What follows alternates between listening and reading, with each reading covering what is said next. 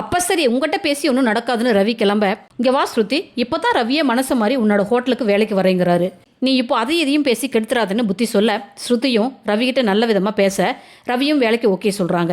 சந்தோஷ் ஷோரூமில் முத்து மீனா எல்லாம் போய் மலேசியா மணிகிட்ட பேசின விஷயத்தையும் ரோஹிணியோட ஃப்ரெண்டு வித்யா கிட்ட பேசினதையும் மனோஜ்கிட்ட விலாவாரியாக சொல்லிட்டு இருக்க, அப்போது ரோஹிணி வராங்க.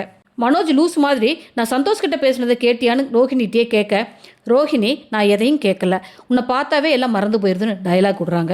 பார்லர் அம்மா மனோஜ் பேசுனதை கேட்டு அந்த மணிக்கு பணம் கொடுத்து ஆஃப் பண்ணிட்டா என்ன பண்ணுறதுன்னு முத்து கேட்குறாங்க. அந்த மணி வந்து கோர்ட்டில் உண்மையை சொல்லுவார்னு மீனா சொல்கிறாங்க. அப்போது ரவி வீட்டுக்கு வர, ரவி ஸ்ருதி ஹோட்டலுக்கே போகிறாருன்னு மீனா சந்தோஷமாக சொல்ல, ரவி நடந்த விஷயத்த சொல்கிறாரு. ஜாமீனில் வெளியே வந்த செல்வம் முத்துவை கட்டி பிடிச்சிட்டு அழுகிறாரு. ரொம்ப சந்தோஷப்படாத, இனி ஜென்மத்துக்கு நீ வண்டியே ஓட்ட முடியாது, எங்கள் அம்மாவை கொலை பண்ணணும்னா நான் அவ்வளோ சாதாரணமாக விட்டுடுவேனா, இந்த லைசன்ஸ் உனக்கு எப்பவுமே கிடைக்காது அப்படின்னு அங்கே வந்து அருண் சொல்லிட்டு போகிறாரு. செல்வம் கதறி அழறாரு. முத்து அவங்கள சமாதானப்படுத்தி சாப்பிட கூட்டிகிட்டு போகிறாரு. மீனா சீதாவுக்கு கால் பண்ணி அருண் ரொம்ப கோபமாக இருக்காரு, நீ பத்திரமா இருன்னு சொல்கிறாங்க. நீ என்னம்மா இங்கே வந்திருக்க, கோர்ட்டில் டிவோர்ஸ் எப்படி நடக்கும்னு நான் பார்த்ததே இல்லை ஆண்டி, ஃபியூச்சரில் எனக்கு யூஸ் ஆகும்ல ஆண்டி, நல்ல வேலை எங்கள் அம்மாவை எப்படி ஆஃப் பண்ணுறது உனக்கு மட்டும் தான் தெரிஞ்சிருக்கு. என்ன ஆண்டி கொஞ்சம் உடம்பு போட்டுட்டீங்க போல, ஸ்ருதி ரொம்ப பேசினா என் செருப்பு எடுத்து அடிச்சிருவேன், பார்லரு எங்கள் அம்மா செஞ்சிடுவாங்க, வெறுப்பேத்தரன்னு காமெடி பண்ணிட்டு இருக்காத போன்னு முத்து ரோஹிணியை திட்டுறாங்க. எப்படி நக்கலாக பேசுகிறா பாருங்க.